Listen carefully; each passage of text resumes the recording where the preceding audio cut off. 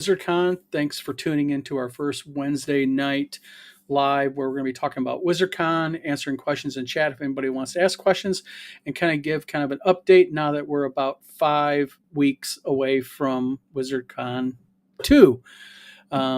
So just kind of give a little bit of background real quick, and anyone who's going to be in chat or watching, feel free to drop into the chat, ask your questions. We're happy to answer them. A little bit of background about WizardCon. This is the second year for WizardCon. Last year we were out of Kalamazoo, Michigan. We're from Battle Creek. We always wanted to have WizardCon in Battle Creek, so that's kind of the reason why we got lucky and we found finally a venue in Battle Creek.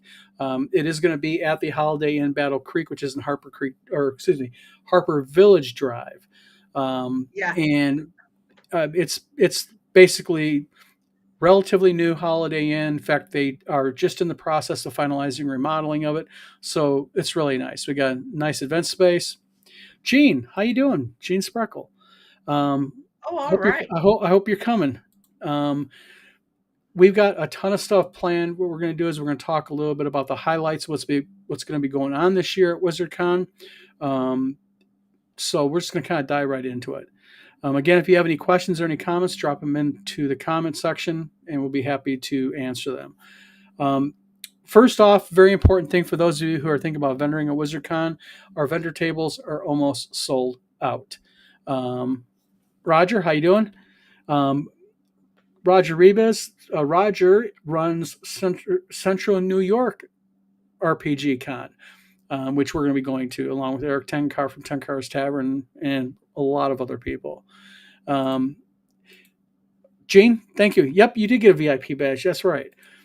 So basically, like I was saying, we got a lot of things going on. Vendor tables are almost sold out. We got a lot of cool vendors this year. We're going to have a lot of cool people there, a lot of cool events there. We've got a group they're kind of like a themed cosplay group that kind of dress in period clothing. They interact with people. They're going to be there.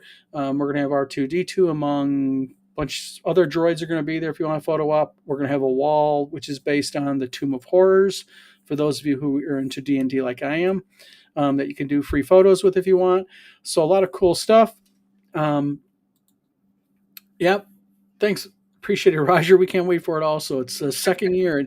And this, by the way, just so people know, the man right here in comments, this is going to be his second year at his convention in New York. So we kind of both did we both kind of got broken into convention sphere last year. Yes, it's going to be a Home Depot R2D2, but totally redone. You're not going to be able to tell it as it's a Home Depot. It's spot on through Falcon FX, the prop shop. So that's going to be a lot of fun. But we've got other vendors. We've got a few authors that are showing up. They're going to be doing their books there, fantasy, sci-fi, and some children's books. We've got a lady there, Christine, who's going to be doing, she makes really cool fantasy-based jewelry, like elven stuff, really cool stuff. We've got Goblin Boss Trading Company is going to be there for those of you who are into Goblin hot sauce. That was popular last year. It was really, really popular last year. Oh geez, who else do we have? We've got hey Don, can we go back and state the weekend just for people who found this yep. Go ahead. Link. Go ahead. I don't have. It's the last full weekend in April, and 24th, 25th, and 26th. Okay, thank you, because I get with my job with work, as a school teacher, I get kindergarten roundup and all that mixed in with dates, and I did not want to misspeak the dates because I have a lot going on. Exactly. Yeah, the hot sauce is phenomenal. Gene's 100% right. They make really good hot sauce. But we've also got Greenwich Hobbies are coming. I've got the list next to me. Fight On Magazine. Fight On Magazine is going to be there. Artificer Foundry is going to be there. Bat in the Attic Games, Rob Conley's going to be there. Like I said, Goblin Boss Trading Company. We've got Gaxland Games, which is Heidi Gygax. She's the daughter of Gary Gygax, the creator of D&D. So her and her husband, Eric, is going to be there. We've got the Gift Nook is going to be there returning. We've got Worlds and Wonders. They do things like role-playing games, minis, dice. We've got Totally Gaming that's going to be there. Soulwell Studio. Bontrager Fine Arts. She's the lady who does the jewelry and such. So just a Now, ton. how about the Corgi? Are they coming? Yes. Cantankerous Korg is There what they you are. go. Yes. Super Lady. I just remember her soaps. Yep. And then, like I said, we have special guests that are coming this year. Are Merle Rasmussen. He's the creator of Top Secret. We've got Tom Wam. Tom is a game designer and creator who has created a lot of different board games that you've games like Snit's Revenge and games like that. Again, Rob Conley, game designer, is going to be there. We've got Heidi and Eric Gygax Garland again going to be there. Glenn Hallstrom, who is a vlogger and podcaster and theater actor, is going to be there. Let's see, we got Eric Tenkar from Tenkar's Tavern, who is a very well-known game vlogger, kind of reports on gaming news. We got Jamie Chambers, game designer and author. We've got Jim Kitchen, who is going to be our auctioneer. Jim has done auctions for Gen Con and Gary Con. So really cool guy. We got Kim George and Dave Conant. Dave has been in the gaming sphere for a long time. So is Kim. So some cool special guests for WizardCon this year. We've also got Joe Block. Excuse me. Don't want to forget him, the Greyhawk Grognard. He's going to be there. And I believe he's going to be with his tables. Gene, you're not jumping the gun. This is what this whole thing's about. Gene says, not to jump the gun, but the site still wasn't. Yes, we know that. Actually, I'll address that. That was on my list of addressing. Basically, right now, what we got going is we are not using tabletop events. And I think that's painfully obvious to some people. And we chose not to use tabletop events because last year we were actually locked out of tabletop events as the admins of our own page all weekend of our convention, just about. And it created some chaos. So we are doing our own thing, but there's a lot of coding. So we put up a website, wizardcon.org. There's a page that you can go and you can register the game that you want to play. But at this point, we do not have the page working where people can actually see the game that they want to play and sign up. Now, we're going on over a little bit over 5 weeks before the convention starts. It'll be up this week. We finally alienated the issue, finally, this week. So we're getting it fixed. It has to do with the PHP and the way the JavaScript is interacting. So again, by the weekend, you'll be able to see all the games that people have signed up. We had a lot of games signed up, and you'll be able to sign up for what you want to play. So Jeff Panucci says he killed me last time. Yeah, I'm sure Joe Block did nail you to the cross, as they say. He's a great AD&D DM, puts out some really cool games. So yeah, yep. Gene Spreckle got him too. Yeah, Joe Block has been playing D&D all his life, and he's an expert at Greyhawk. Actually, he's going to have, I think, some of his games that he does there. I'm hoping this year. I'm trying to think what else. Got all kinds of stuff. Let's Very go back the game to sign-up page. What's that? No, go ahead. Okay, I was going to say, let's go back to who's going to be there. You said Glenn was going to be there. Is he bringing any of his books? That could be a question that comes up. Yep. Glenn is also an author. Glenn wrote a book called When the Fat Orc Sings. He's going to be bringing his books, and we're going to be doing something special for Glenn on Sunday because it's Glenn's birthday. And Glenn did challenge me on the vlog of many things that I could not embarrass him. So the sword has been taken up. He knows. He knows it's coming. So we're going to have some fun. But just got, like I said, just got a whole weekend chock full of events. Gene Spreckle, good point here. Timcast was nice to us. We lived. Rest in peace, Tim. Damn right. Timcast, for those of you who don't know, was the first full regular employer of TSR Hobbies back in the day.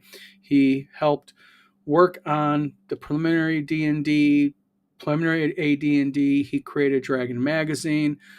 Tim was a personal friend of mine and mentor. In fact, Tim was much responsible for WizardCon. Without his mentorship for WizardCon 1, I don't think we would have a WizardCon. Tim sadly passed away on the 30th of December after a very medium illness. And yeah, rest in peace, definitely. And also, speaking of Tim, what we're going to be doing also at the convention, we're going to be giving the first annual Timcast Gamers Award. This is going to be an award in honor of Tim Kask to someone at the convention. It could be a DM, it could be a special guest, it could be a gamer, someone who is really exhibiting what gaming should be at the convention. And it's going to be the first one. We're going to give one away every single year. So yeah, Tim was a hell of a good guy. They don't make him like Tim anymore. Definitely. See, we got vendor tables covered. We talked a little bit about the vendors. We're going to have an auction for those of you. Jim Kitchen again is going to run the auction. We're going to be doing at the auction. We're going to be auctioning off games. We're going to be auctioning off the Falcon FX movie prop. They do movie props, sci-fi, studio scale models. We're going to be doing we're going to be auctioning off a studio scale model of probably something to do with Star Wars. And for those who don't know, studio scale is the same size they made in the movies. They're gigantic. So we're going to be doing some stuff like that. And of course, if people want to donate a game to the auction, they can do that at the time of the auction. The auction, I believe, is going to be Saturday, late afternoon, early evening. No, I thought we were going to do an evening so more gamers could show. Yeah, it says Saturday afternoon or evening. Yeah, it's evening. Then, okay. Yeah. Because last year we had it at 3:00 and 3 or 4, and we found out, a lot of games were going on. So we are going to wait until later in the day. Yep. Jean says, "Are the quilts making a return?" Yes, the quilt making has returned, and I've been busy down in the gnome hole here, and there's been a few other creations that have been coming up, and I think that's another show, isn't it, Don? Yeah. Well, also, just to let people know, if you want to grab one of them, go ahead. You got the Vader one? That's a cool one. Oh, just give me a second. I'll grab one. Yeah. The Vader one's really cool. But I'll look for you. So basically, also, Wizard Tower Games is going to be there. We're going to be taking credit cards this year, so no problem there. It's not going to be cash only. Oh geez, I'm trying to think. We're pretty much doing this to kind of get people kind of exactly, yeah. Well,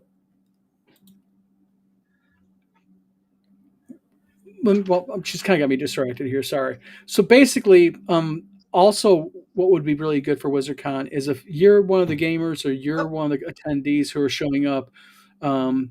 Basically, what we would do is if you have an idea that you want to do at WizardCon or you want to see us do something, let us know. But I'll let her kind of show what she's got going here. Oh, okay.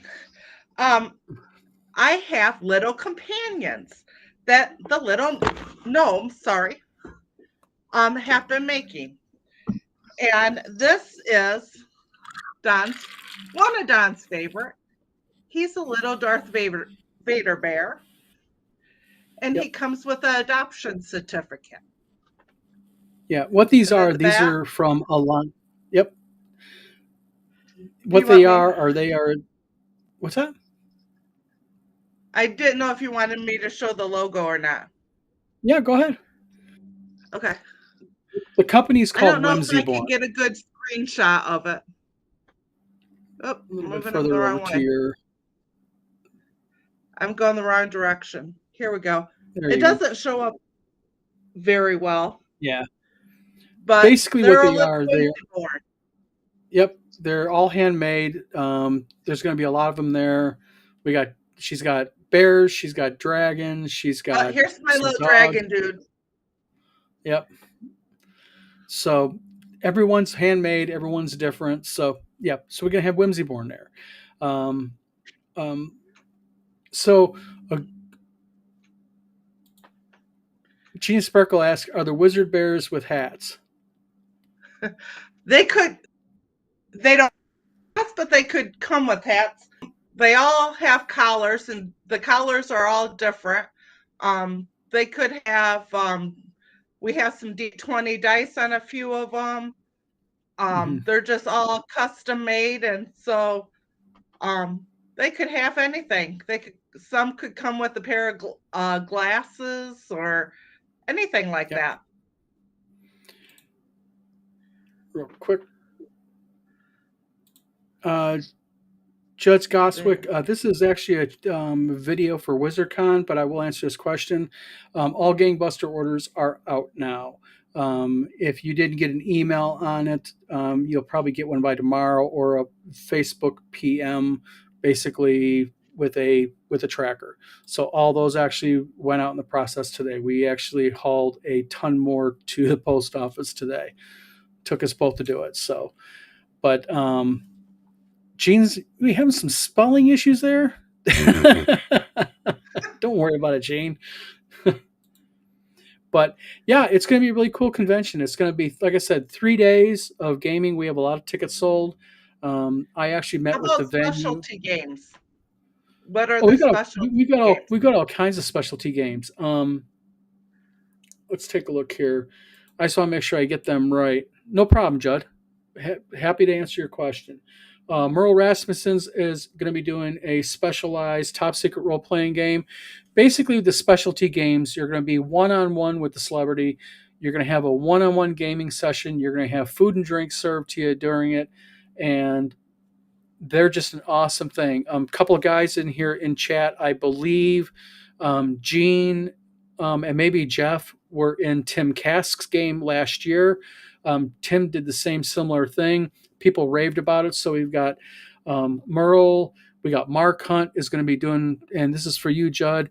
Mark Hunt is going to be doing a specialty one-on-one, not one-on-one, but basically it's enough for 6 or 7 people, one-on-one with the DM, and he's going to be doing some specialty gangbuster stuff. In fact, he's preparing a specialized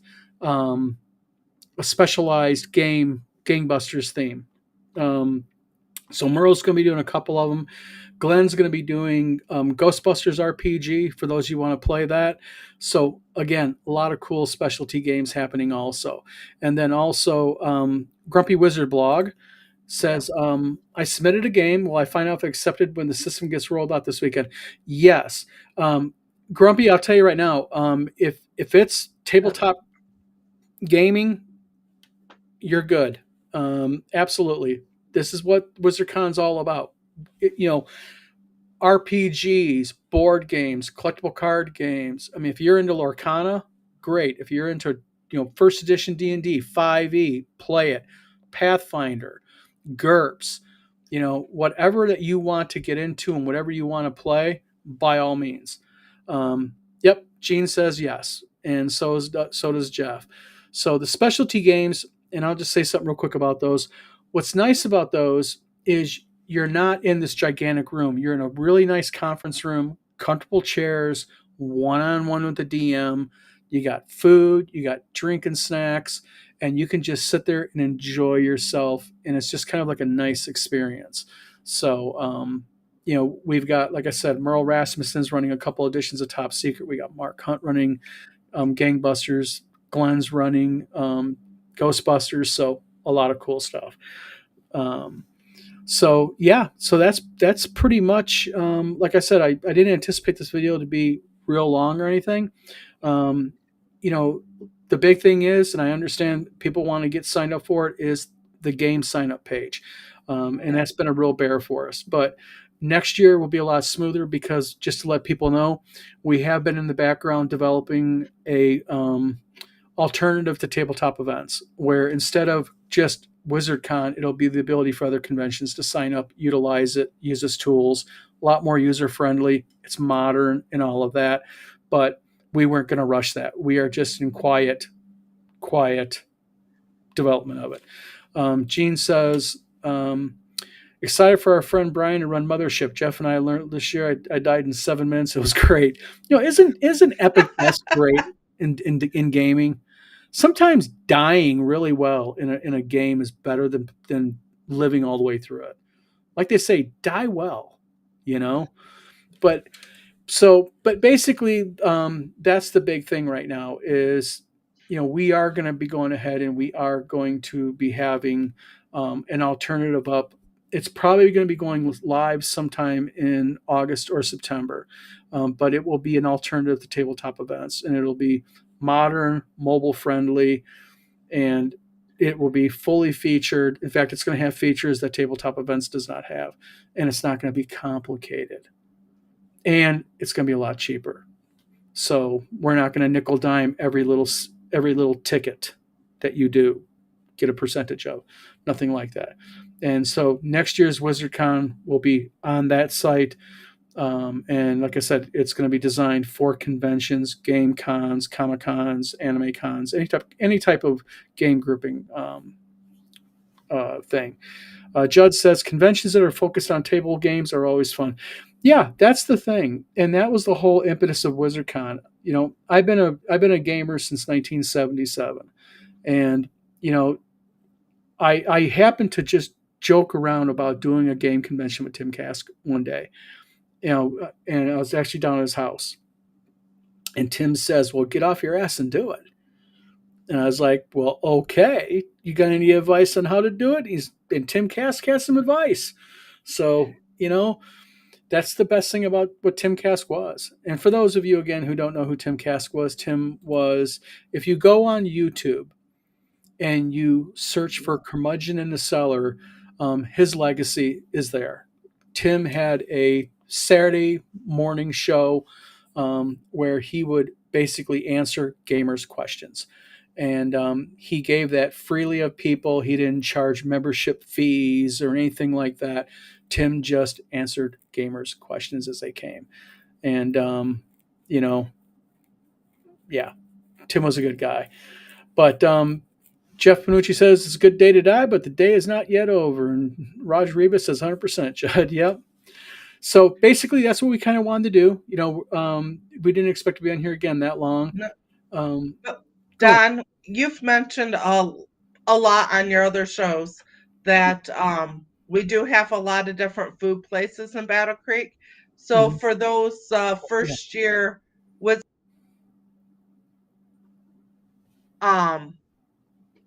the food is a whole lot better. Sorry about that. My screen went black. So Yeah, real quick, we're going to get into that. That's a good thing. Real quick, let okay. me answer Jean. Jean said, could Darlene not make it this year? Had breakfast with her. Darlene had a cross engagement mix, so she had to go to the other place, and it wasn't gaming related. So I can't really go much into more of that. So Darlene couldn't make it this year because she has something else planned. But is the hotel dog friendly? Yes, I found out yesterday the hotel is dog friendly, Roger. Yes. Um, Also, to let people know, like my wife mentioned a few moments ago, and I'm going to kind of do this a little bit backwards, is I'm going to be posting tonight again the link to the hotel. So if you're coming from out of town, you get a special rate through the hotel. Along with that, the hotel's already said if they have a issue with rooms, like as in they run out of rooms or something, there's a hotel literally a 1 minute parking lot walk across that they own that hotel too. So people will be able to be put there, so you'll be within 1 minute of the convention. Um, Food wise, the hotel is staying open on Friday and Saturday night, and so is the bar. So they're staying open special for us, and it is a full run menu. It's not like last year with the hotel in Kalamazoo pulled. The Holiday Inn's treating us really well. They wanted to make sure that we stay there with them. So again, everything from burgers and sandwiches to steak to fettuccine alfredo, you name it, whatever your drink of choice is, they pretty much got it. Um, they're just really wanting us to be there. But in case something on the menu is not to your liking, they're allowing Uber Eats or DoorDash, so you can call one of those companies up.